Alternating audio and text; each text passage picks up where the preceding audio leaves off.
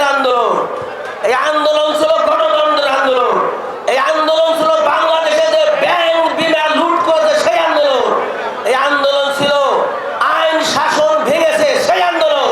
এই আন্দোলন ছিল বাংলাদেশের বিচার বিভাগকে নষ্ট করেছে শেখ হাসিনা সেই আন্দোলন।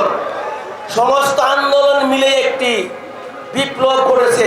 সেই বিপ্লবে সকলে মিলে আমরা জাতীয়তাবাদী দল নেতৃত্ব দিয়ে সকলকে সুসংগঠিত করে আমরা শেখ হাসিনাকে বিতাড়িত করেছি। আমি বর্তমান তত্ত্বাবধায়ক সরকারকে বলতে চাই, আপনি অনেকবার অনেক কথা বলেছেন, আপনি সুবুদ্ধির পরিচয় দিন, আপনি সুবুদ্ধির পরিচয় দিন।